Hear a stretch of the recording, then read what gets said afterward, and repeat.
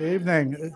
It's such a great opportunity we have here tonight, and I'm Tom Haas, President of Grand Valley State University. On behalf of all of our faculty and staff, and now over 25,000 students, welcome you here to the Eberhard Center. Those that are part of us, great to have you here for this special event.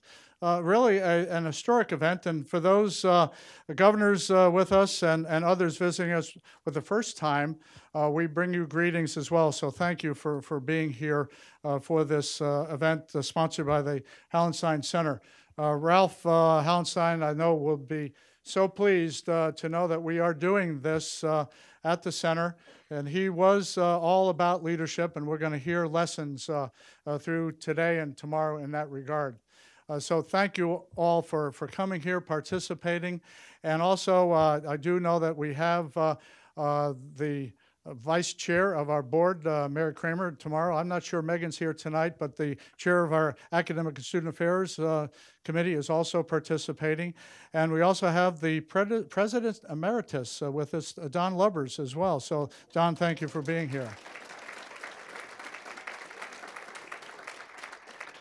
So again, my role here was to say thank you for being here. Thank you for spending some time with us as we continue to learn.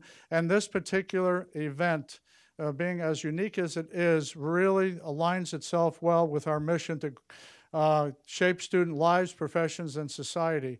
And I don't think any better way than to do this event right here in Grand Rapids, and us then going and thrusting ourselves into the national stage. So thank you all for coming.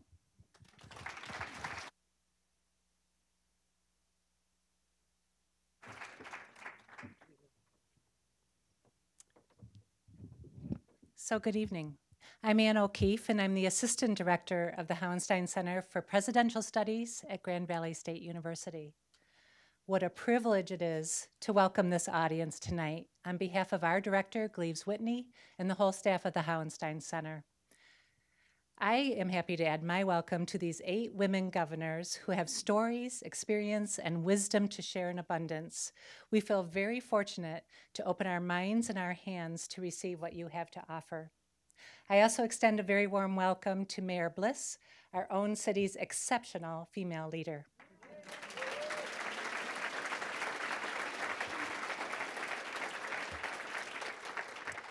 Welcome also to Christy Amberman and Nikki Guilford. They're here from the National Governors Association in Washington, D.C., and they were our esteemed partners for this event.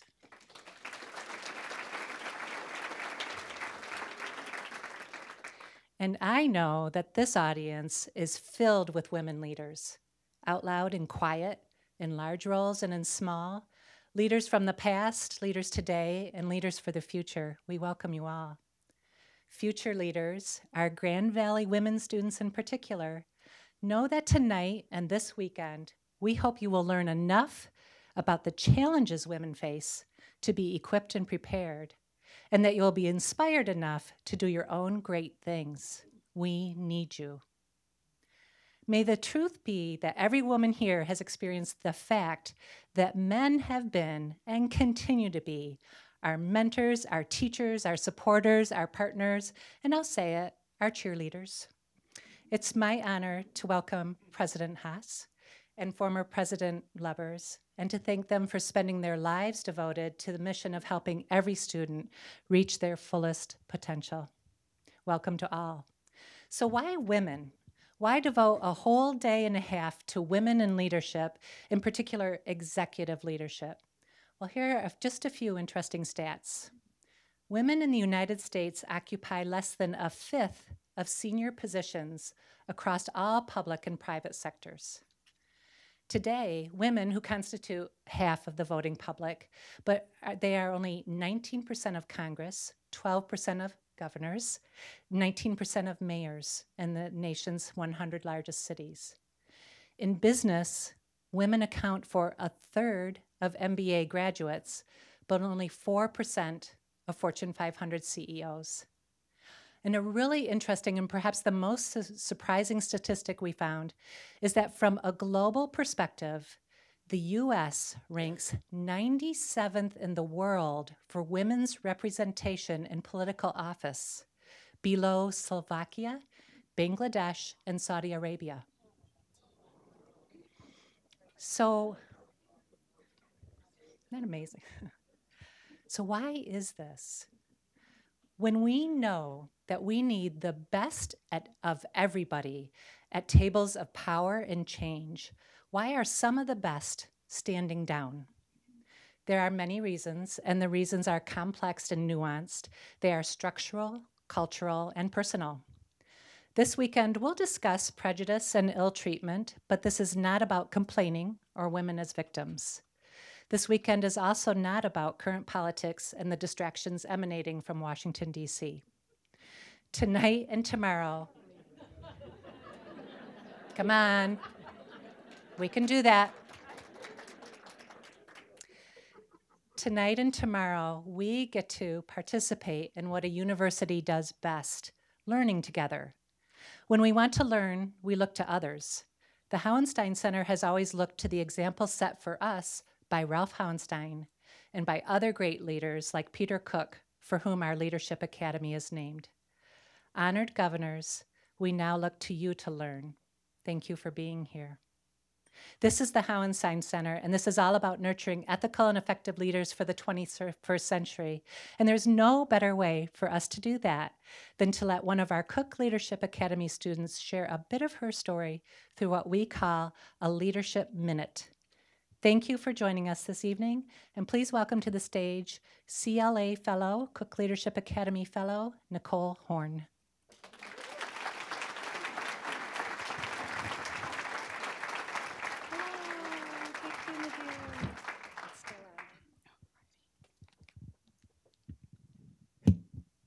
Thank you, Ann, and good evening, everyone. My name is Nicole Horne, and I am a Cook Leadership Fellow. In reading his book, Talent is Never Enough, leadership expert John Maxwell has given me techniques that I can practice to enhance my natural talent, such as how preparation can position my talent, how perseverance can sustain my talent, how being teachable can expand my talent, and how authentic relationships influence my talent.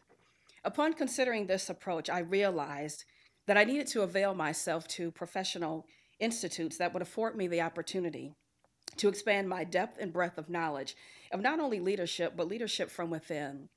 The Cook Leadership Academy has provided such an environment and has far exceeded my expectations.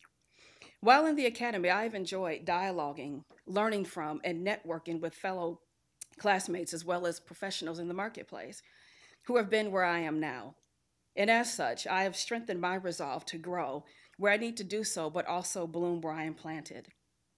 As the Cook Leadership Academy continues to challenge me in leadership and professional development, I really look forward to further developing a healthy leadership acumen, whereupon I will be able to unleash untapped professional and personal creativity, as well as inspire others to do the same. I am Nicole Horne, and I am a leader. Thank you.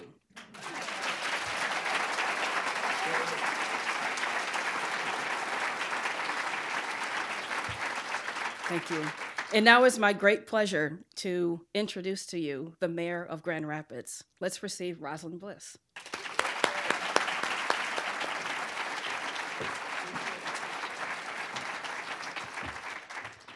Nicole, I hope you run for office someday.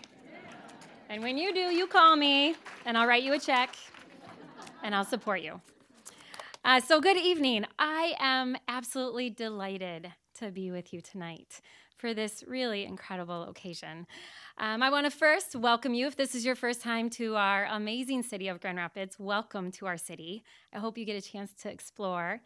And I'm really delighted that this conference is happening here in our city. So those of you who had this idea and made this a reality, thank you. What an honor it is to have all of you. As a female leader, I know the unique challenges that women face.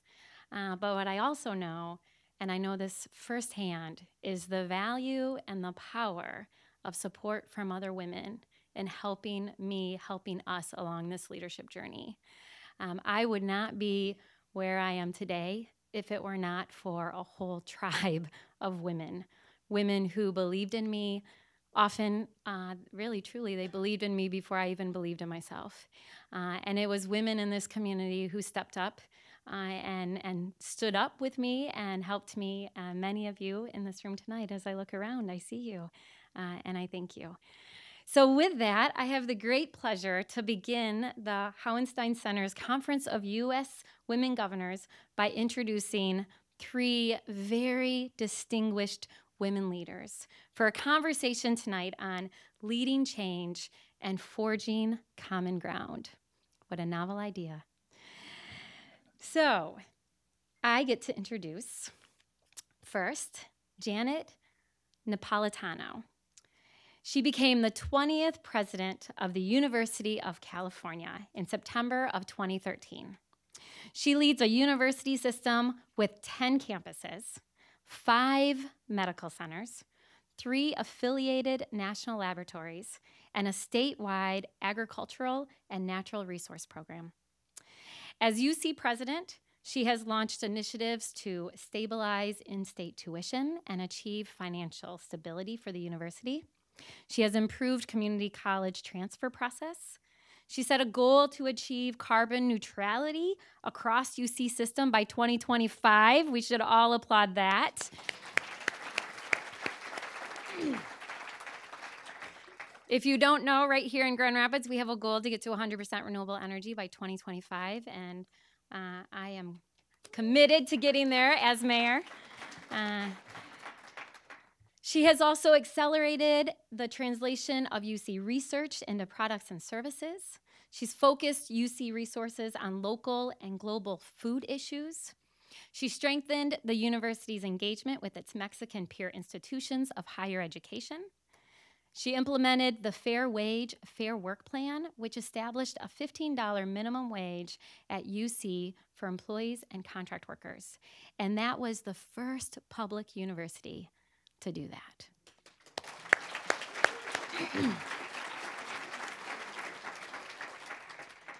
She implemented a series of reforms to ensure that all UC contractors are complying with wage and workplace condition laws and policies. And in 2014, she was appointed a tenured faculty member of UC Berkeley's Goldman School of Public Policy. She is a distinguished public servant with a record of leading large, complex organizations. She served as Secretary of Homeland Security from 2009 to 2013, as Governor of Arizona from 2003 to 2009, as Attorney General of Arizona from 1998 to 2003, and as U.S. Attorney General for the District of Arizona from 1993 to 1997. She earned a BS degree in 1979 from Santa Clara University, where she was Phi Beta Kappa, a Truman Scholar, and the university's very first female valedictorian. I know, amazing. And there's more. I'm not done yet. So she also received her law degree in 1983 from the University of Virginia School of Law. In 2010, she was awarded the very prestigious Thomas Jefferson Foundation Medal, the University of Virginia's highest external honor. In 2015, she was elected to the American Academy of Arts and Sciences. She is joined this evening by another amazing woman, Christine Todd Whitman. Christine Todd Whitman is president of the Whitman Strategy Group, a consulting firm that specializes in energy and environmental issues. The Whitman Strategy Group offers a comprehensive set of solutions to problems facing businesses, organizations, and governments. The company has been at the forefront of helping leading companies find innovative solutions to environmental challenges. Governor Todd Whitman served in the cabinet of President George W. Bush as administrator of the Environmental Protection Agency from January of 2001 until June of 2003. She was the 50th governor of the state of New Jersey, serving as its first woman governor from 1994 to 2001.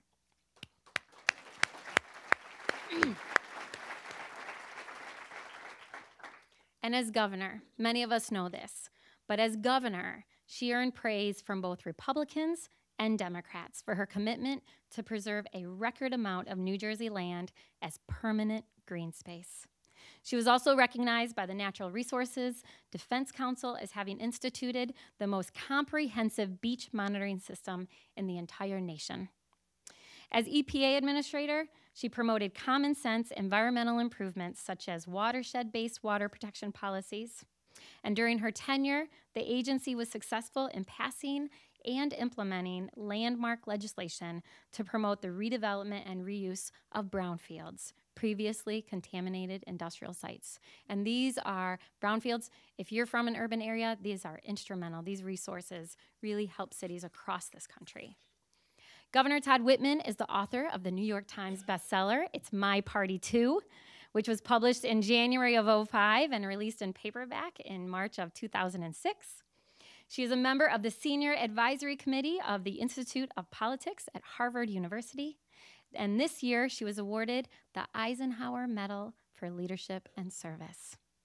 She holds a BA from Wheaton College in Norton, Massachusetts, and she was married for 41 years to the late John R. Whitman. She has 2 beautiful children and 7 grandchildren. So our conversations this evening will be moderated by another really amazing woman, Mary Kramer. Mary was appointed to the Grand Valley State University Board of Trustees in 2013. She currently serves as the board's vice chair and on the Academic and Student Affairs Committee. She also serves as a trustee of the Skillman Foundation in Detroit. Mary Kramer is a seasoned expert with more than 25 years of reporting and management experience. In 2012, she was named group publisher at Crane Communications, supervising Crane's Cleveland business in addition to Crane's Detroit business. She is active in many Detroit area business and civic organizations, including several that support at-risk girls in education. And she's a huge champion for women. So please join me in giving a very warm Grand Rapids welcome to these 3 unbelievably amazing women.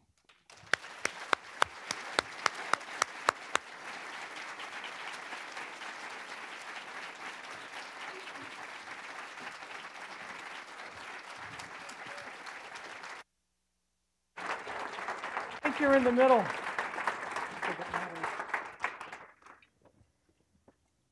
Well, what can I add to those bios? But actually, you know, I want to start by just noting how historic tonight is. I think if my numbers are correct, there have been 39 women governors in the country's 240-year history. 7 current governors. So this is kind of a cool sorority that we're building here. And it's wonderful that we have the turnout that we have. I want to start with a few questions about the topic today. It's leading change and forging common ground. But to talk a little bit about each of you, public life is not easy. And so I'd like to hear each of you talk a little bit about when did you decide to run for governor? What surprised you most about the process? And for people in the room who are considering elected public office, what are the things that you most need to know? Would you like to start, President? Well, I'll start. Actually, my first big jump was to go from private practice to becoming the U.S. Attorney, which is a position I held for a little over 4 years. And at that point, I was 39, and the Attorney Generalship of Arizona was going to be an open seat. And I really thought to myself, I didn't want to be 80 years old, rocking on my front porch, doing the woulda, coulda, shoulda thing. And with support from friends and family, I decided to resign in order to run. And I started from scratch. There was not much of a Democratic Party base in Arizona. Is there today? And I had 1 campaign worker and a tiny office and 2 phone lines and a card table and some folding chairs. And that's where we built the campaign from. And I was fortunate enough, not fortunate enough to win, underestimates it. It takes a lot of work. And it took months of being on the phone, cold calling people to raise money, and then doing all the other things you do in a campaign. You do the barbecues and the parades and the wine and cheese parties and everything you can to reach out to voters. When I won, I served one term, and then the governorship was going to be an open seat. So there's a leitmotif here. And I decided to run for governor. And that was a really tough race. Republicans had controlled the governorship in Arizona for decades. They weren't going to give it up easily. And it was really a matter of having a good message, communicating with voters, and working your tail off to get there.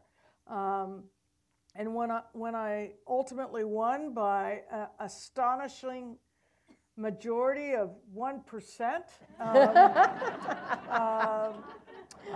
it was the greatest news in the world, and that kind of set me on the pathway.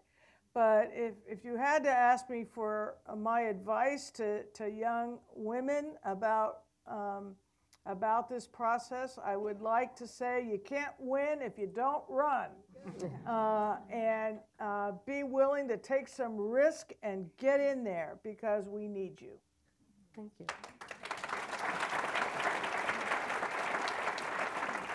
So, Governor Whitman, what was your experience along these lines? Well, I grew up in a political family. And I was the youngest by 8 years, and so my parents got lumbered with me all the time. The others were away at school and college and things, and so I was at the dining room table all the time, and what we talked about was what was happening in the county, in the state, in the world. And so I grew up knowing I really loved policy, and I went to college and majored in international government because I figured, as only an 18-year-old can, I knew everything I needed to know about domestic politics, because I've been going door to door since I was 13 and filling out things for my mother and father and things like that. They never ran for office, but they were very involved in the party in New Jersey, which is a difficult place to be a Republican. Yeah. I just say that just to say it. And there's a yin and yang here, I think. Yeah, it was not great. But in any event, when I got out of college and I didn't know what I was going to do, as so often happens in life, it's serendipity that gets you on your particular path. And I had interned for the last Republican U.S. Senator from New Jersey down in Washington, 1969 was the last one we had. It's been a while. And, but it wasn't that. It was the house I stayed in happened to be rented by a gal who was working full-time down in Washington. And so when I graduated from college, I had no clue what I was going to do. I had this nice degree in international government and a minor in history and no idea what I was going to do. I got this call, and she said, my congressman, she was working for a congressman on the Hill, has just been appointed head of what was then the Office of Economic Opportunity, and did I want to come down and help move him do the transition? Of course, I said yes. The congressman's name was Don Rumsfeld. I spent a year and a half on and off working with him, but again, a series of things led me to meet other people. I decided to come up with some ideas of what I thought the Republican National Committee could do better. And then I had a chance to meet the Republican National Chairman, and lo and behold, he said, fine, you're hired, when I pitched the idea to him. So I got to run a national program that I made up at age 23 or 22 and had a great time. But really what it was when I took a chance, and as Governor Napolitano said, you really need to take a chance, and you need to get out there. And when my husband and I were married, John always said it was for better, for worse, and for politics, because he knew I always wanted to be involved. And he actually was the grandson of a governor of New York State, so he understood a bit of it, and his father was an elected judge in the city, the only Republican elected judge in all of Manhattan. Nobody wanted the job. It was a very low court, and nobody wanted it. But in any event, we moved to England. When we came back, I was asked to, I wanted to get involved. And so I was asked if I would join the Community College Board of Trustees, which I did, and it was great because I got to know not only the college and the county, but also the people who were running it and were making decisions. And then a slot on the county commission, we call them freeholders in New Jersey. They obviously come up with lots of other things, freeholders and frozen cheese holders and things like that. And I said yes, and so I ran for that, which was fine. That was not a big challenge. And then the then governor, who was a Republican, Tom Kean, asked me to serve as president of the State Board of Public Utilities. I knew nothing about regulating utilities. At that point in time, the only thing I knew about was garbage, and because they did garbage. I mean, I knew a lot of other things from having been president of the Freeholder Board for 2.5 of my 5 years, or 3 of my 5 years.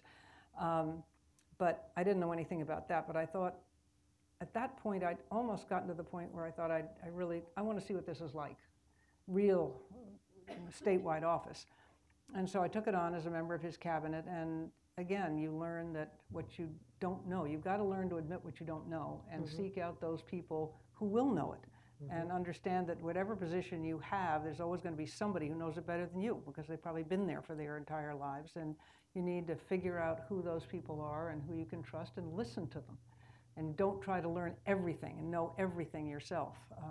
I knew the garbage, we regulated garbage, so that was fine, but I knew nothing about intra and intralatas, which they had to do with the telephone company because they'd just been broken up, AT&T, and we did gas and we did oil and we did everything. And then in 1990, I was approached by the only, at that point, I think she's been the only female Republican state chairman to ask if I'd run for the Senate. And by then I decided, first of all, I liked elective office better than appointive because you're so much closer to the people that you serve. And then secondly, I also thought if there's one really, really good job, the best job in the world is governor of the state of New Jersey. Now, New Jersey has no other statewide elected officials save the governor and the 2 U.S. senators. Now we have a lieutenant governor, but that person is chosen by the gubernatorial candidate, and that didn't happen while I was governor. And you appoint everybody. You appoint the Secretary of State, the Attorney General, the State Treasurer, all the judges, all the prosecutors. I mean, you have an enormous powerful governorship. It is. Yeah. It's an extraordinarily powerful governorship, and with a couple of other caveats that make it even more so. But the state is very divided, north and south, and to get to know the whole state, I thought, okay, I'll do this. The only problem was, I was running against an incumbent senator who was in his first reelect. This was his second reelect, and his first reelect had beaten the Republican woman challenger by 16 percentage points. He was a Rhodes Scholar, Princeton graduate, Olympic athlete, New York Knicks basketball player, and had just rewritten the tax code. His name was Bill Bradley. I decided, well, if I want to get to know the state and I want to get known in the state, I'll take it on. And fortunately for me, and it is something that I think people need to watch out for, he had gotten so into the life in Washington and what people were telling him about his being the next presidential nominee for the Democrats, because he was that was kind of what was going to happen for him, that he didn't take the race seriously. And we had at that point a new Democrat governor who had raised taxes on everything, including toilet paper, which meant that the State House got trashed with toilet paper on a regular basis. And people were furious. And the interesting thing was Bill Bradley and I didn't really disagree that much. Except I kept asking him, what did he think about the tax increases? And he wouldn't answer. And I'd get up every morning and think, all he has to do is get up and say, you know, I hate taxes as much as the next person, but I got to respect the governor's job and what he has to do to balance the budget. And that's it. I'm done. I mean, I really had nothing much. And he never did that. And then he also, and it's the only time I've ever played the gender card, we couldn't get debates, which no incumbent wants to give a debate to an underfunded unknown is what I was known as. And so we finally put together a press release that said that we had several quotes of his saying how important debates were to the democratic process. And then we said I can only conclude that he is scared to debate or he thinks it's beneath him to debate a woman. Well, we had 2 debates in 24 hours, one on domestic policy, one on international.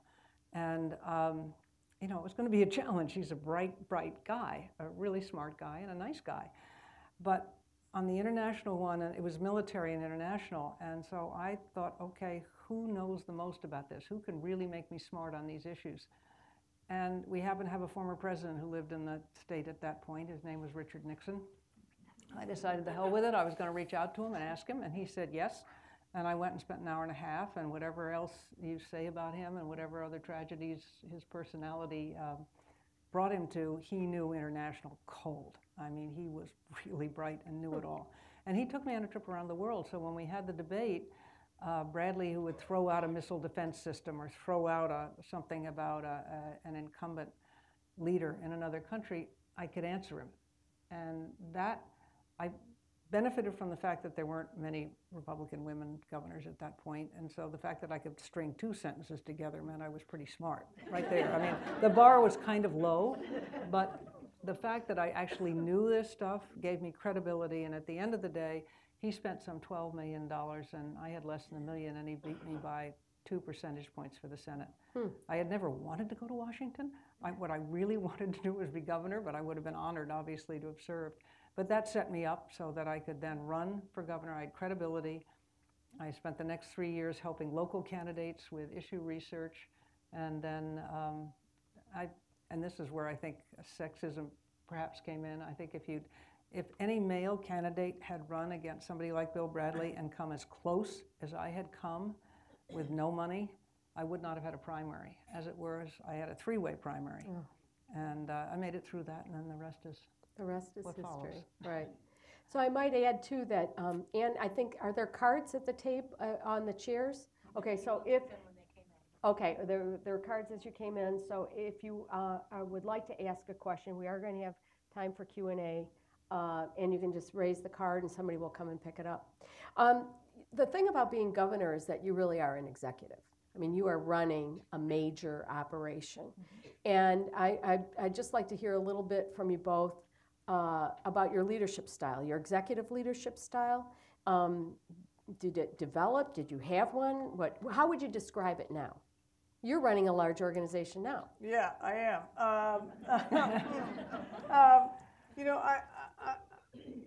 I do think executive leadership style evolves as it's informed by experience and as you grow and mature into the roles. I think a key thing about being governor is people have to believe that you have their best interests at heart. They may not agree with you about a particular decision, but if you take the time to explain it, to set it out, to say, here's why I did what I did, that people will come around. And the way I measure that is when I won my first governor's race, it was by like 1 percentage point. When I won my second governor's race, I got 66% of the vote. And I carried every county and every legislative district in the state. I ran the table, and it was because, I think people appreciate the difficulty of the decisions that somebody like a governor has to make.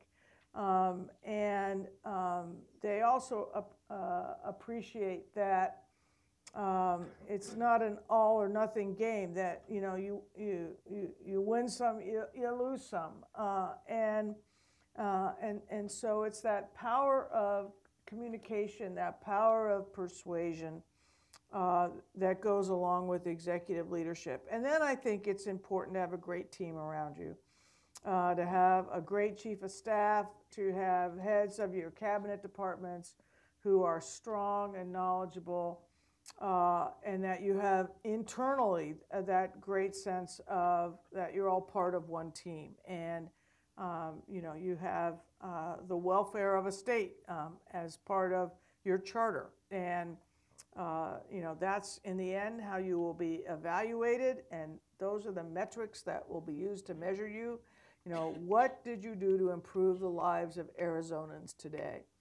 And so we really tried to communicate that message both to the public at large, that's what we were taking into account, and then internally how we were measuring performance amongst the team. And I think, lastly, it's so easy in these jobs to lose sight of your long-term vision in the mishmash of the crisis du jour, or the bad story in the press, or whatever is happening, and to try to retain the ability to deal with the crisis du jour or the bad story in the press, and not lose sight of where you were headed and what the long-term vision is. And that's something I struggle with even today at the University of California. But I do think in the end, great leaders are measured by big goals that they accomplish, not how they handled the latest bad story in the San Francisco Chronicle. Governor Whitman? I agree, 100%. I mean, it's absolutely true that one of the things you learn in mountain biking is never look where you don't want to go. If you come across a rock on a gnarly single track and you spend your time looking at that, you're going to hit it 9 times out of 10. If you look at it, know it's there, and look where you want to go, you'll get beyond it. And it's that don't concentrate on the things that are bad or in your way. Know they're there, and then figure out how you're going to get beyond them. I also found it was very important that I did have a strong team, especially because the governor of New Jersey is so powerful. And I grew up riding, and I use an analogy with horses. I always wanted to have a horse I'd have to rein in rather than one I had to kick. And occasionally some of my heads of departments would get ahead of me, and I'd have to rein them in and say, we're not doing that. But I'd rather have them pushing me and coming up with ideas. You set the big policy. You say, this is where I want to go. This is the vision I have for the state. You tell me if I'm crazy if I want to do this, and if not, and tell me how to do it. And then if I say something different, you better salute and get it done, or we're going to part ways, because that's the way it's got to be if they're on your team. But I did also found very early on exactly what the governor said, that if you explain to people why you're doing what you're doing, it may be something they don't like and they may disagree with you, but they'll appreciate your honesty in the process. I had 2 of those. Once as a freeholder when my re-election year, the other gentlemen on the board, they were all men, gave me the assignment of establishing a landfill in one of the municipalities in the county. Well, obviously that was going to be very popular. But what I did was I went out immediately and said, okay, we're looking at state sites. This is why we have to do this. We're looking at county-owned sites. This is what we're going to need for it. And I went through the whole process. We had an open public meeting till 2 in the morning. I kept the record open longer than it needed to be. And at the end of the day, and it was my re-election year. These things always happen in a re-election year.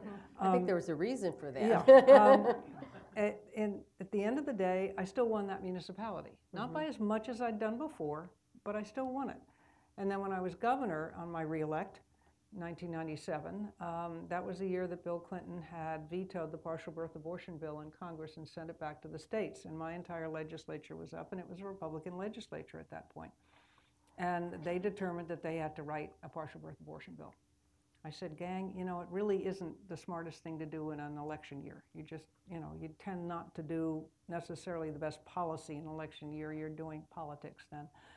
But they went ahead and did it. And as they did it, I said, I cannot sign what you are writing. It's not because I'm pro-choice, which I am, but it's because you're ignoring the state's constitution, which says you have to respect the life and health of the mother. And you're not writing that proviso in because the pro-life groups that were supporting them were intent on having a really pure, very cut and dried bill. And so they sent it to me, and the tool that I had that at that point, and I don't think any other governor had, now some of them do, I don't know whether Nevada has it, or Arizona has it now, which is I had the ability to rewrite any piece of legislation. Everybody had the veto on the budget, but I had what was the line item veto, but I had what was known as a conditional veto. And as long as I stayed within the parameters of the intent of the bill, I could rewrite it, and it took a 2/3 vote to override me. And so I rewrote it, and it actually put in things that I didn't want to put in because they would have provided some restriction on third trimester abortions. And that's what people clearly wanted, and I understood it and got it and said, okay, this is what we'll do. It was the only time I was ever overridden. And of course, then I was followed around during the campaign with someone with a banner with dismembered baby parts saying how many babies I'd killed in the interim. And I wanted to say to them, no, I rewrote it. And for the first time ever in the history of the state, you'd have some kind of restriction on third trimester abortion. But it didn't happen. I still won re-election, very glad. Didn't get any 67%, that's for sure. But you know, I won. And some of the people afterwards said, well, you know, you just barely won. I said, yeah, but they call me governor. Yeah, exactly. That's all that matters. So is that an example of one of the toughest decisions that you made? Or actually, it wasn't tough. I was doing what I swore to uphold the Constitution, and to me that was just the right thing. And oh, by the way, after $500,000 of the taxpayers' money, it was thrown out in court because it didn't uphold the Constitution. How about a tough decision that might not, it could be at the governor's level or at the EPA or in another role? Is there an example of something where, you know, not to toot your own horn or whatever, but something that you struggled with and it was a tough decision, but you, at the end of the day, it was your decision and you were comfortable with that? Well, there were always a lot of them. Yeah. You know, it's hard to pick one out. Probably one of the hardest was when we wanted to deinstitutionalize our handicapped population, our challenged population, and meeting with those families whose children and dependents were in institutions where they had a routine and they were comfortable. After talking to all the experts and talking to others, it was clear we were warehousing them, frankly. They were in big institutions, and everything that I was hearing and everything that I understood, they would do better in a smaller, more intense setting. Mm-hmm. And meeting with those parents, it was really hard. And I said, look, I swear to you, we are going to put the money into this, we're going to do it right, and you come back after us and look in a few years and see whether or not this is going to work. And the wonderful thing was, after we did it, the parents that came up to me and said, gee, I never thought my son and daughter could accomplish this much. And now they were out in a more residential community, and they were and they were functioning. But it was hard to sit down and meet with them and communicate to them what needed to be done and why you were thinking of this, and give us a chance to show that your dependent can actually be more than they are right now. Yeah. So you get these hard decisions all the time, and one I'll relate that I related at lunch today was we had 2 lifers at our state maximum security prison take 2 of the guards hostage, a male guard and a female guard, and they got them into a tower that was in the middle of the prison yard that had been built so that if there were a riot in the yard, guards could get in there and it would be impenetrable. And it was like the only state contract ever built to spec, because it was impenetrable. We soon had, we put the prison on lockdown. We had snipers around the rooftop of the prison, and we began negotiating with these hostage takers. And after a week of this, they let the male guard go. He'd been injured during the takeover. And they still had the female guard. There was a lot of pressure on me, and the head of my Department of Corrections was also a woman. Why don't you just storm the tower? Just storm the tower. Well, we knew if we stormed the tower, by the way, was where the prison armory was. Oh, so, and the pharmacy, just to make it just a total seat of bliss. I believe that as long as I thought we were talking, that we would not storm the tower, because I knew they would kill her right away. We just held the line and held the line until finally it was Super Bowl Sunday.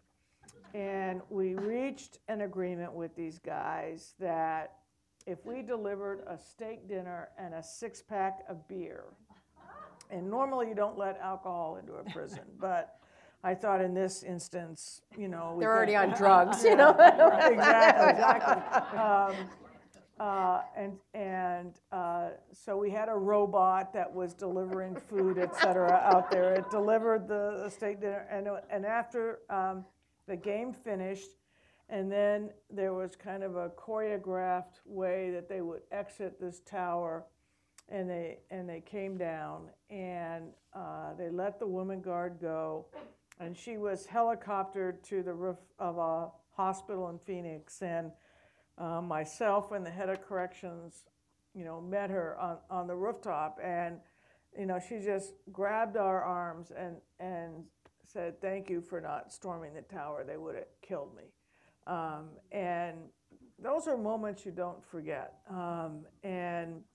But the pressure that comes to bear, and even now when I think about that time, you just think, you know, how did I do that?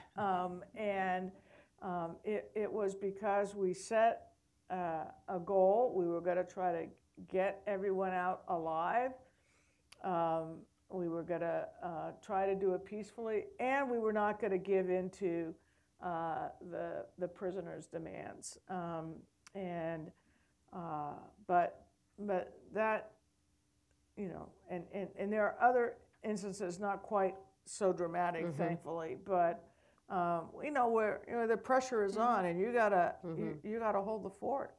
So thinking a little bit, because we're talking about leadership, and you've given some terrific examples so far about your, not only the specifics of incidents and anecdotes, but thinking about life today, and as you look around, do you see any female leaders that, you know, either inspire you, or an up-and-comer that you think maybe you know, but you haven't, is not widely known, that you're looking at? It could be political, it could be in business, it could be in nonprofit, but anyone come to mind that? You know, I was thinking about this because you said you might ask it, and I find it difficult to pick somebody out because you just don't know. I mean, there's so many people I don't know, which is why I hate to try to say, well, this is the up-and-coming young woman, or, because there are just so many that I don't know and that are out there, and I want to see somebody that I don't know. I want to see somebody I haven't thought of. I want to see somebody who is going to come up. I mean, there's so many inspiring women. If you look at women that are starting small businesses, that are helping people who are struggling today. If you look at women who are taking on the mayorships and the governorships, the ones that are serving, I mean, they are all showing leadership in a way that, you know, I keep saying the world wouldn't be perfect if women ran it, but we couldn't do a whole lot worse than the men. And so I just want to see as many of them as I can. And I honestly, I'm not trying to duck the question. It's just I would feel really awkward in trying to pull one up, because I know there's so many I don't know who are doing good things. Yeah, I agree with you. It's the known unknown, right? We just don't know. You know, I think on the international stage, Angela Merkel is someone that has shown some real moral courage and has governed successfully for a number of years. And there are women around the world who we don't know either.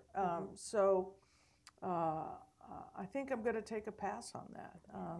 Well, you offered one. Now let me ask you, this is not, we have a woman leader in our midst tonight. Michigan knows very well, Governor Granholm, who kind of works for you now, right? Yeah. Yeah, I mean, as a professor at UC Berkeley, have you done her performance review yet? How about mentorship? Let's talk a little bit about that. Mayor Bliss was talking about her path, her success, the tribe that helped support her.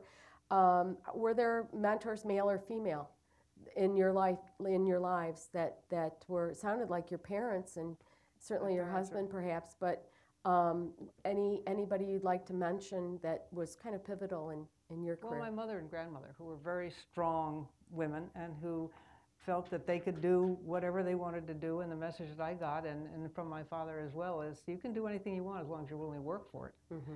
But a name that obviously might resonate with some people here, for whom I worked when I was at the Republican National Committee, who was just an incredible role model, was Ellie Peterson. Mm-hmm. And Ellie was a strong woman from Michigan who believed very, very deeply in women's rights, and just watching her work, learning from her was a great experience. And then when I ran for governor, there was a group of women who wanted so badly to see a woman. I always get the thing that's always mentioned is I was the first woman governor of the state of New Jersey. And I always look on that, that's fine, but I wasn't going to do much to change that because I wasn't going to become a male. What to me is important, I was the first person to defeat an incumbent governor in a general election since the Constitution had been rewritten in 1947. That was the accomplishment, not being a woman in that office, per se. I mean, I'm sure back when I ran and when you ran, there were probably equal number of people who would never vote for a woman because she was a woman, and those who would vote for a woman because she was a woman, even if she was brainless. That fortunately has changed, and I think for the better, in the sense that people are judged on how well they do and what they offer and can articulate. But I have to say that the women in New Jersey, the group of them, Hazel Gluck and all, we had a fabulous women's rally. They made a big difference in my campaign, and just morally, they made me feel good. So, you know, my parents had an awfully large influence on me, and both my mother and my father. My mom died before I got into electoral politics, but my dad would come out and campaign with me, and you know, he'd kind of sit in the back, kind of grinning, you know, like, what did I do here?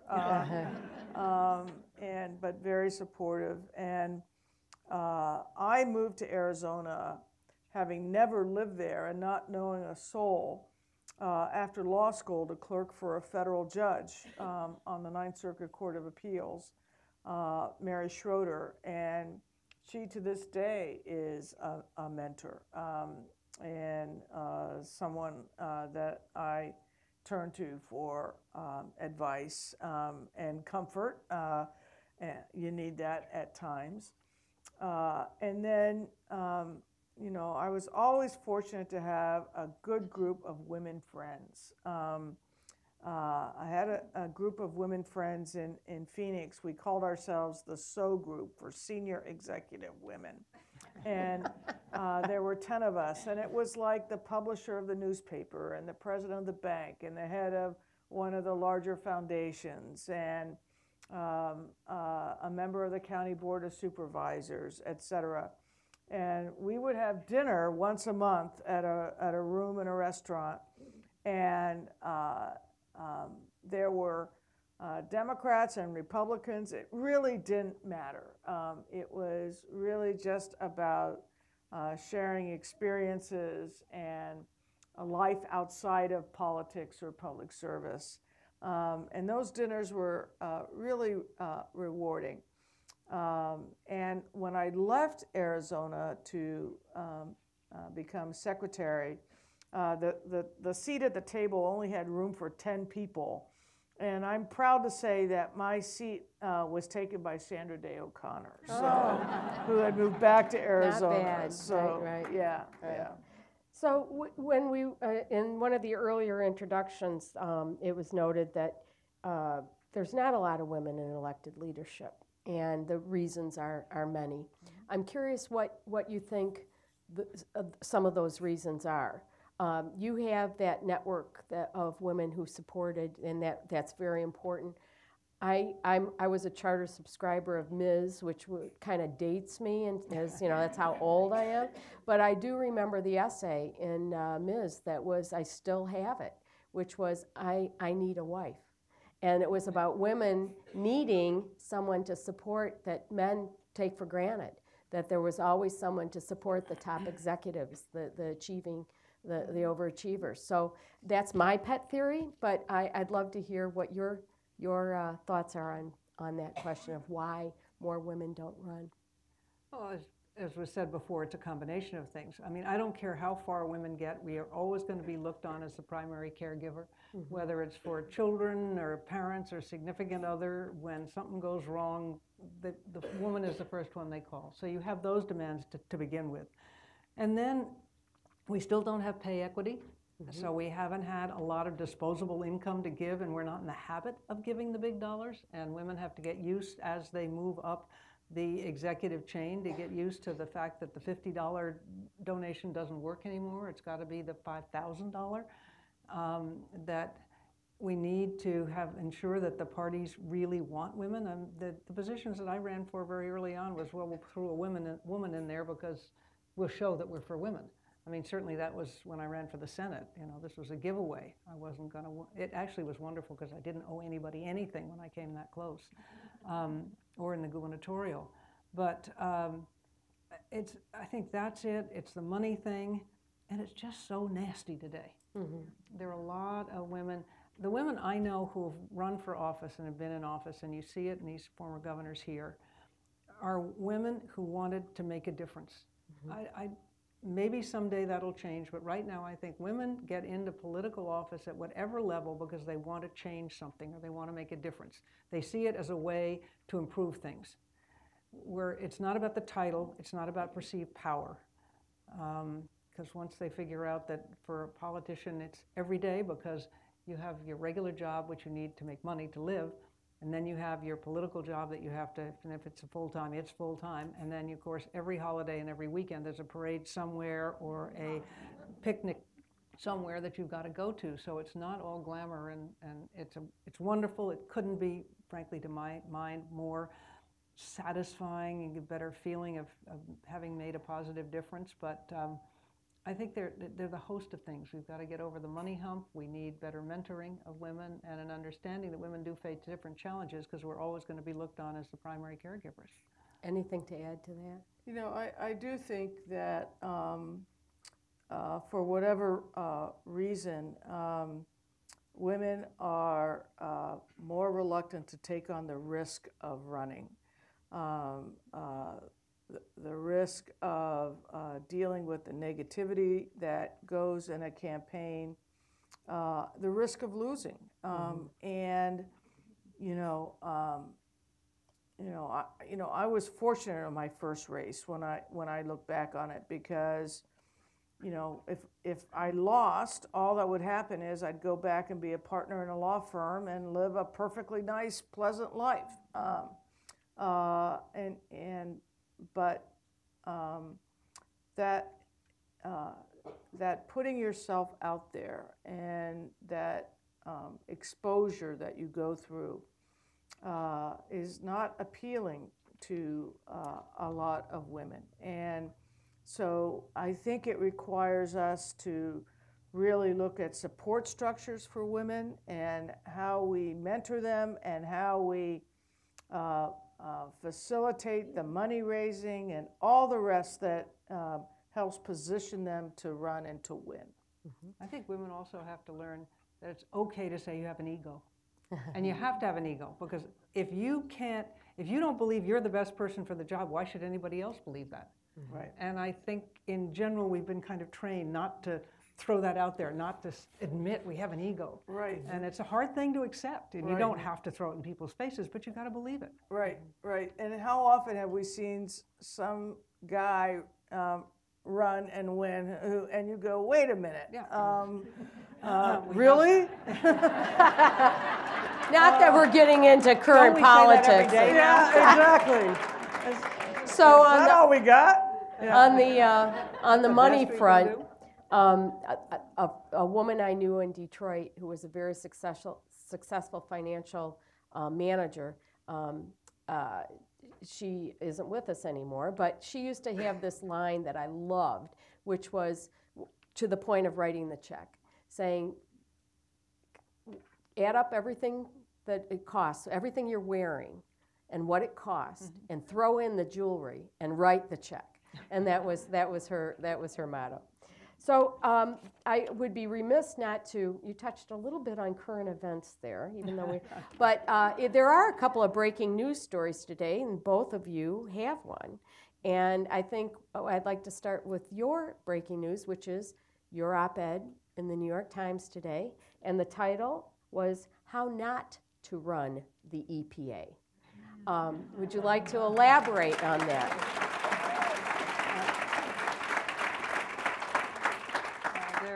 There are a lot of things that really trouble me about this administration. I'll say that up front.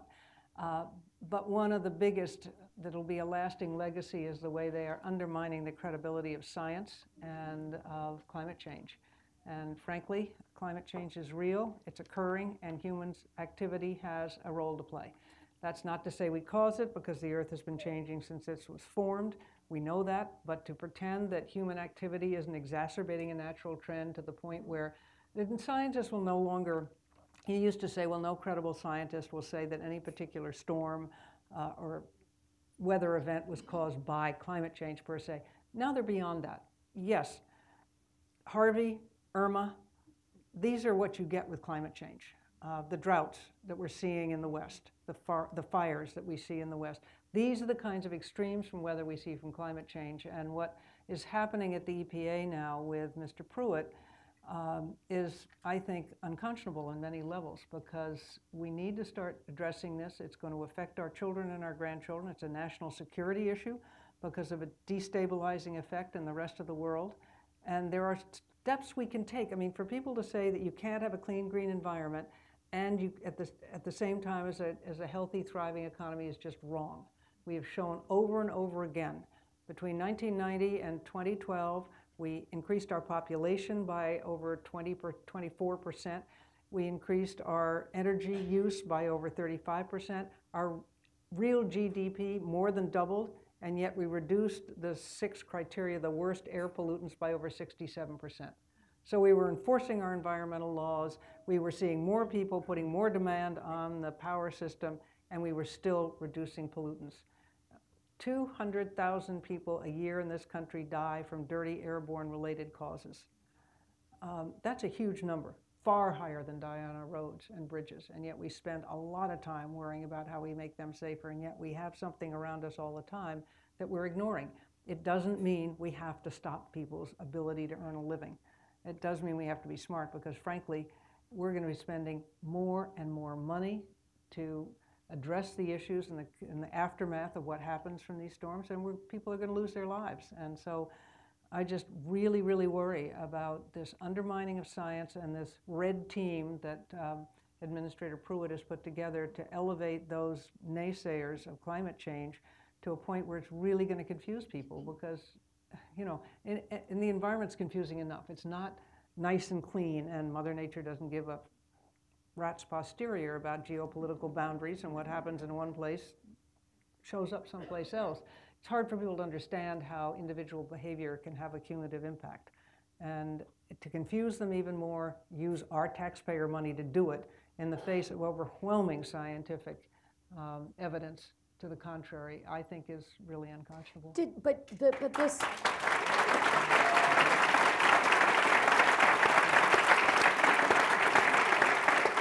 The anti-science, did you feel any of that when you were head of the EPA? Because it's sort of mind-boggling to see people see how this has just sort of taken over the debate. When did you first start seeing this? Well, there were certainly skeptics, and Jim Inhofe was head of Environment and Public Works, a good Republican. There was no pleasure to go before them to testify, because he was an absolute denier and didn't like any regulation of any sort. It was starting then, but it was not. The Bush administration was skeptical of human impact, but they weren't on a crusade to undermine it, and they let the science go forward. And while we didn't talk about it a lot, they didn't go through and scrub anything that mentioned climate change, take anything out, say we couldn't support scientists who were doing that research. So it was not, this is a really, really concerted effort to undermine what's already out there. and to try to confuse the public as a way to foster what they think their supporters want. And interestingly enough, you have leaders of major industries, major petroleum industries saying, don't go so fast. Right. You're moving too fast, because they understand that it only is going to take one bad actor to get the whole industry tarred again with the brush. And so they're looking at these rollbacks we're having in environmental protection. The agency, it's easy to hate regulation because it causes people to change behavior or spend money for a problem they may not see. It may not impact them. But it's not as if people at EPA get up every morning and say, okay, whose life can I mess up next? I'll come with this. This is a good regulation. It'll make everybody's life difficult. This is based on scientific research that says this particular way of doing business or this particular thing that we're putting into the atmosphere or into our water is bad for human health and the environment.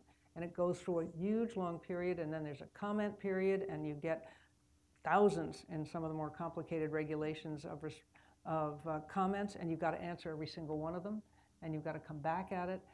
It's something that really, can you relook at regulations? Absolutely. Are there regulations that have probably outlived their usefulness? Absolutely. Are there technologies that have advanced so we don't have to do things in the old way? I'm sure of it. That's fine. That's thoughtful. But what's happening now is not. That's right.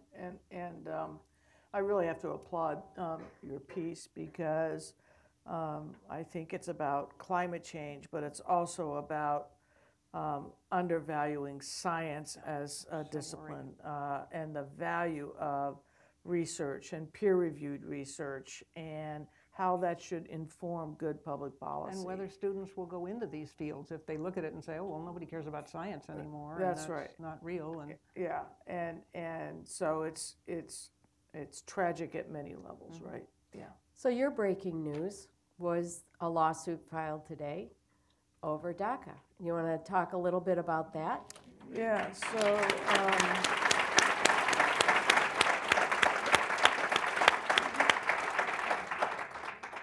so the University of California sued the administration today to enjoin the rescission of the Deferred Action for Childhood Arrivals program on the grounds that the way the decision was made violates the Administrative Procedures Act, and it also violates the Due Process Clause of the U.S. Constitution. And I know you have DACA students here in the student body. We have close to 4,000 in our student body. These are young people who were brought here as children who've done everything we have asked of them growing up in the United States. They've gotten their education, they're in universities and colleges, they're in our military, they're starting businesses, they're purchasing homes, and they are our students who are DACA students. The majority of them are the first in their families to go to college, and to kind of by executive fiat say no longer, and now you will be subject to deportation in 6 months.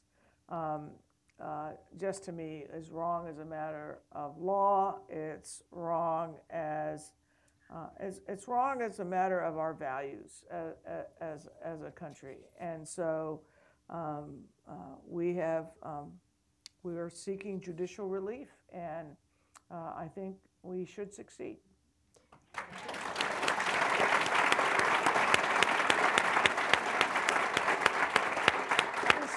So as a follow-up to, go ahead. I think it's truly a travesty when you have people who are reluctant to go to shelters after Harvey because they were afraid that the immigration officers were going to be there. Right. And we have first responders who are DACA, who are there helping. It's just wrong. Right. I guess my follow-up question in that is, it's the intent, I think, is 6 months for Congress to actually pass legislation. Right. Mm-hmm. Do you have a problem with that? Well, I think that we're going to advocate in Congress that they do their work, but we're not going to bet the farm on it, and that's why we're in court.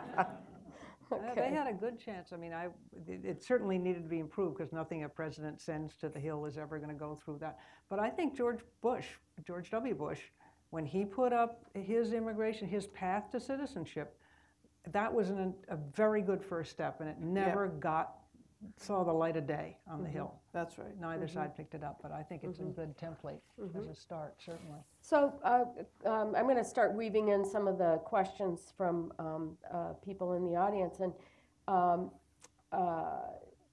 earlier we were talking about, management styles and dealing with the crisis du jour and the bad story in the press. How has it changed, though, with the media cycle? I mean, that it's more than picking up the daily paper in the morning. It's this 24/7 plus the blogosphere, and the idea that you have Breitbart or almost anything across the gamut political spectrum that you're reacting to constantly.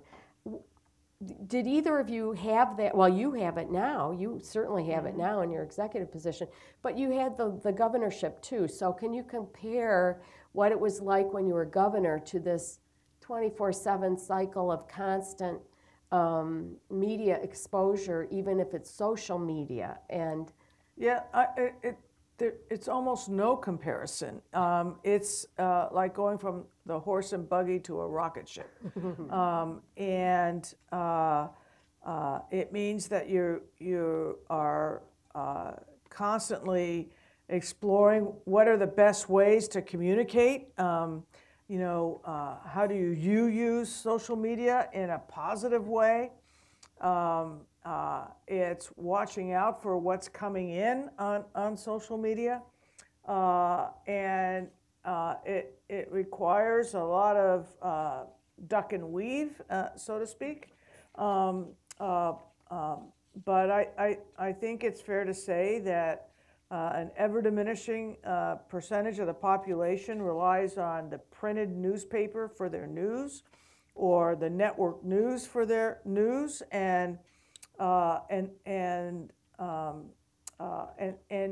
unfortunately, people are kind of retreating to their corners. They're going to media sites that express the opinions or have the opinions they agree with and are comfortable with. So trying to find some objective reality in there is very difficult, but I will say, facts are facts, and alternative facts are not facts. They are untruths, and so we just have to keep, trying to put out accurate information. how do you see the media role in civil life? Well, it can be a boon. It gives you access to so much information and the ability to educate yourself. But unfortunately, we're seeing what Janet said, that people are retreating into those sites that make them feel comfortable because they reinforce what they already believe. And it comes down to having to just constantly push back, put the real facts out there, not to give up on it. And it's a little bit like, I don't know what you did, but you get to a point where you don't read all the negative stuff. No. You just don't have time for it, you can't. It's good to know where it's coming from and what is the issue du jour, as it were, that might build up, and should you take some steps to anticipate that and try to head it off at the pass. But if you spend your entire time trying to fight back against every blog that comes out against you, every tweet, you'd go nuts. We have enough problem with tweets these days.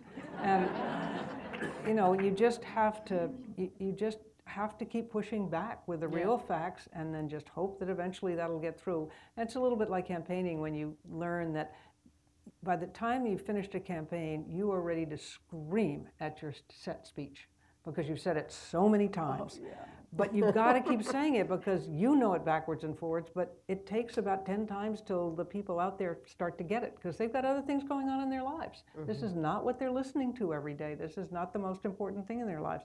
You want to go nuts because you feel so bored because you've said it so many times and you figure everybody else must be. No, they're not. So we're talking about then and now. Is this a political climate that either one of you thinks you could be elected to a public office in this kind of climate that we have now? Oh, I think so. I think we have deferred too much to the extremes. The Republicans more so because we do it better and we've been doing it longer. I worry about the Democrats because there's a real push to move further and further left, and that's just not healthy to have too many of the extremes. But I really believe that the person that stands up and says, look, this is who I am.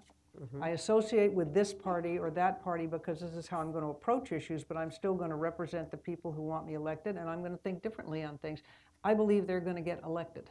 They may not get elected by much, but the other thing about it is there's a group, No Labels, that works with Congress, and within that there's a Problem Solvers Caucus. It's now 42, 21 Republicans, 21 Democrats in the House who have come together to say they are going to work together, and if they take a position, 75% of them agree to a position on an issue, they will vote as a block. And the thing that's going to make a difference with that is nobody's had their back up till now. And so we're raising a $50 million super PAC to tell them, when you do this and you take on your leadership, we'll be there to support you. Because so far it's been, if you take on leadership, you've got the Koch brothers on one side that'll take you down, or MoveOn.org on the other that'll take you down. And nobody has had the back of these people who are willing to stand up and say, no, you know, we need to work. We need to find consensus. Forget the compromise word, which is a dirty word. We need to find it. Well, As a Democrat, I'm curious what you think. You know, I haven't read Hillary Clinton's book, but I've been reading a lot about some interviews and that sort of thing. And one of the questions is, do you think how important was gender in her defeat? And another question about how the press, do you think the press treated you differently than men in your role? Just a little gender question. Yeah. You know, I think that there is still an implicit bias against women. So it takes this form when you're running for political office. If you're too strong, you're too shrill. If you're too accommodating, you're too soft.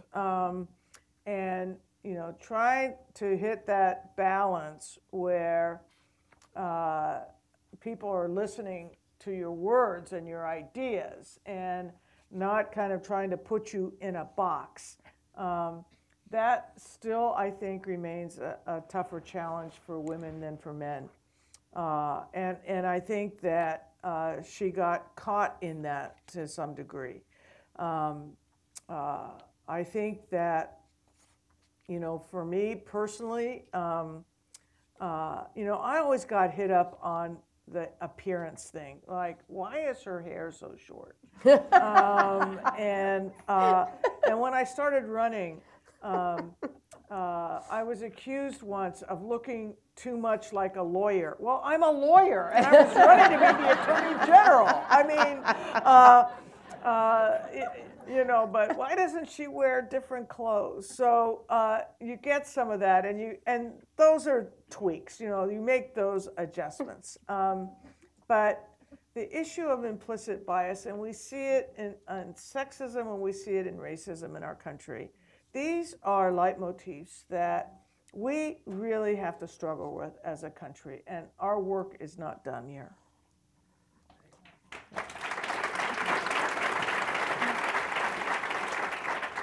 I'm going to shift gears just a bit and ask you, Governor Whitman, because of your role at the EPA. You spoke about your op-ed, but in Michigan, we kind of are the Great Lakes state.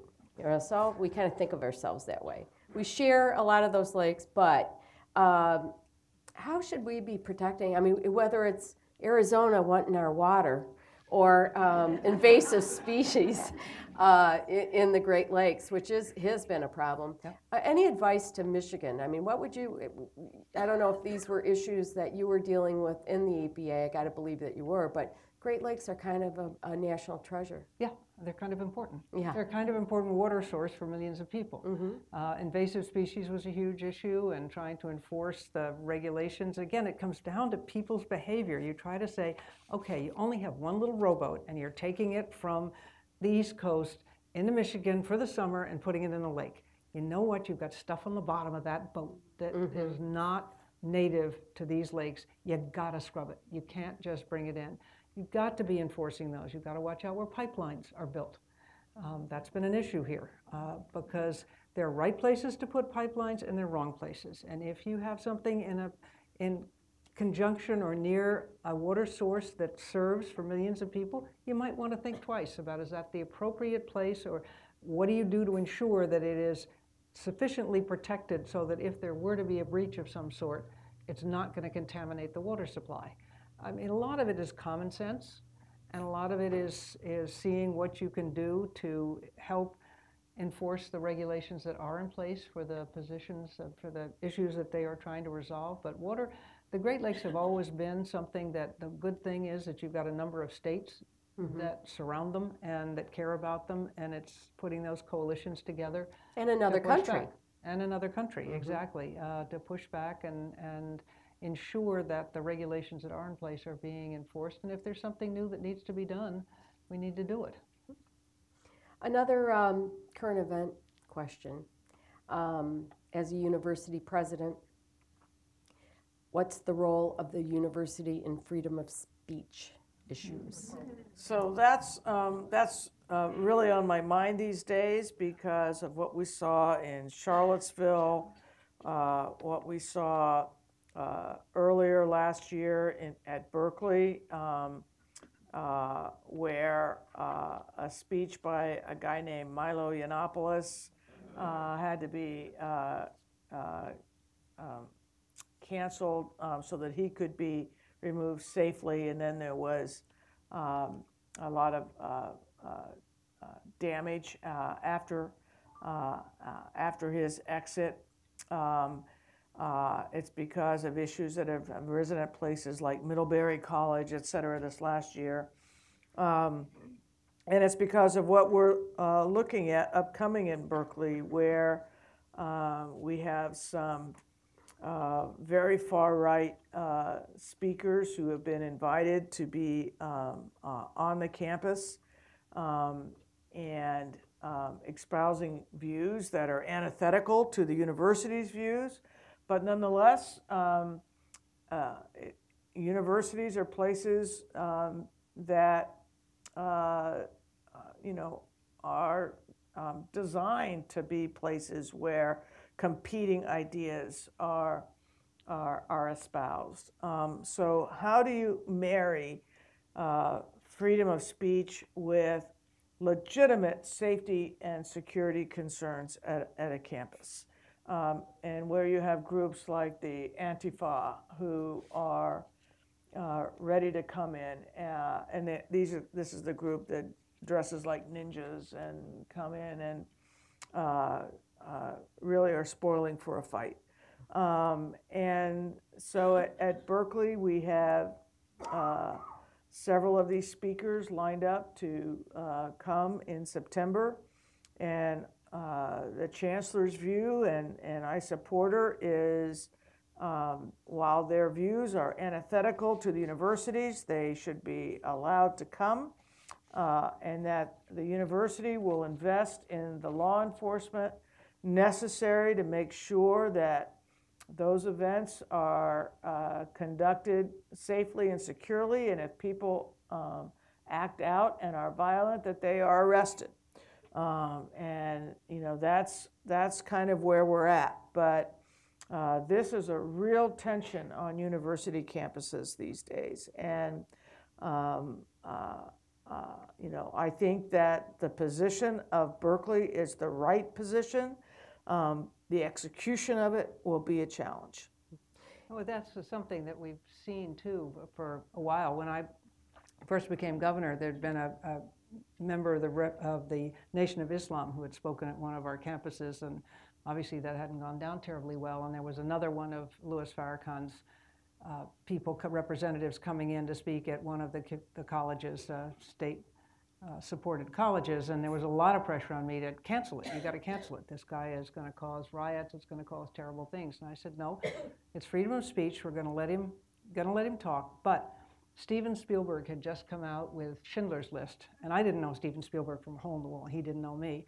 So I called him and I said, would you give me a copy of Schindler's List to show at our universities as the counterbalance to what Farrakhan's fellow is going to say?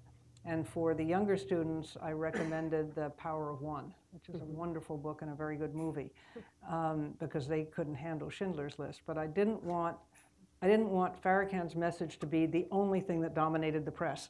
I wanted the other side to have its moment too, and to be heard. But that's the problem, to be heard. Yeah, the freedom it's to hard be today. heard, I think, is the harder thing today. You let them both go. You know, we You have certainly to do for this audience, the the experience that president is Betsy DeVos had speaking at the historically black college in Florida. I think it was in Florida, Yeah. but that was a while ago. It's that freedom to be heard that doesn't seem to exist as much We don't as do the it very freedom well of these days. expression. Yeah. So another question about. As we're starting to wrap up here, I'm curious, you know, we've talked about being able to say, you're a leader, you know, and we heard that a little earlier tonight, claiming that, owning that. I'd like to hear both of you talk a little bit about something that you're really proud of that you did, something that it was an accomplishment that when you look back, glad you did it. Well, I'll start. I'll harken back to my days as Secretary of Homeland Security. I'm really proud of DACA. We did DACA when I was Secretary, and we did TSA PreCheck. I love TSA. Yay, that got the applause. That got the applause. You know, we're fighting for DACA now, and it's an important fight. PreCheck, on the other hand, Everybody's pre-checked. everybody's PreCheck, yeah. Governor? You know, it's so hard, and I'm sure the governor or the president, it's even better sounding, except it's not if you've been a governor. You love that. I know. You know, it's the same thing. You face it so hard because you deal with so many different issues to tease out one. Mm-hmm. I always get known for the 1 million acres of preserved open space, and that was very important. But to me, what was also important was dealing with the tax structure in the state of New Jersey, so that we had lost 350,000 jobs in the previous 3 years to my taking over. Private sector jobs had left. By the time I left, the private sector had created 450,000. That was giving people the ability to stay in the state, to earn a living, to raise their families. That was important. Establishing core curriculum standards in 6 areas that we didn't have. That was important. So it's, and welfare reform that we did, and dealing with those who were in institutions in the state. So it's hard to pick out one that really stands out. It was just sort of the whole term, and I think you'd probably agree that your term, if you really think you've done the best you can for the state, and I suspect that all the women leaders would say that, then it's hard to pick out any one, and you're just proud of that time in office. And it's why it's good to be governor, right? You can actually do those kinds of things. Yeah. It's good to be queen. So with that, we are out of time, but I think this was a terrific conversation. The candor.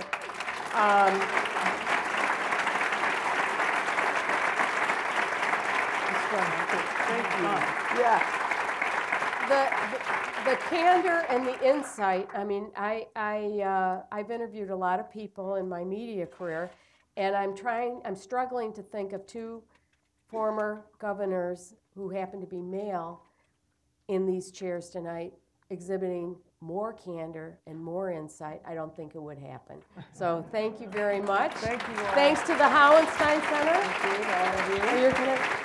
And Gleefs will take it from here.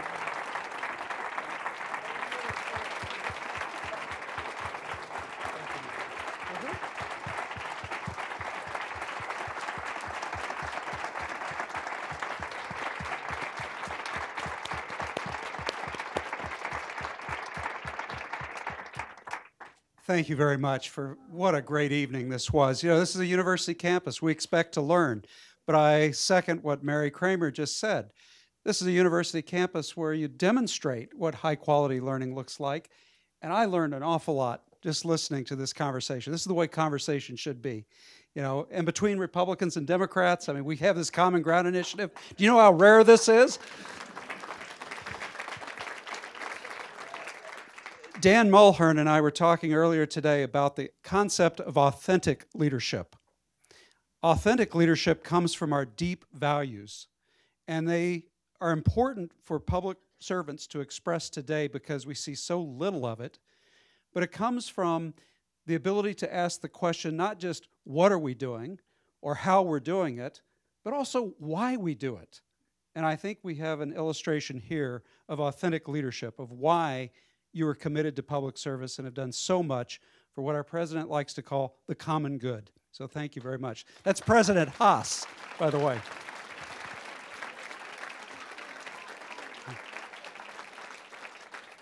Just very briefly, I want to tell you that this program tonight and what you're going to see tomorrow has taken 3 years to pull off.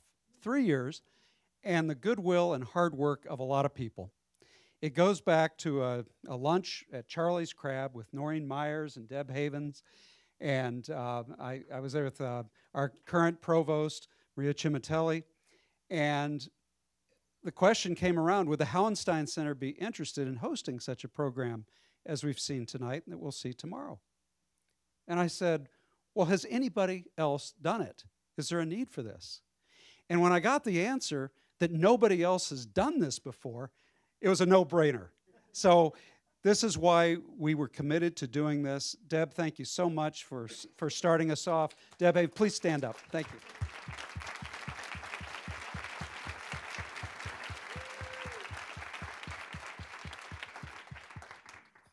So I just want to remind you now of a couple of housekeeping things. We have a packed program tomorrow.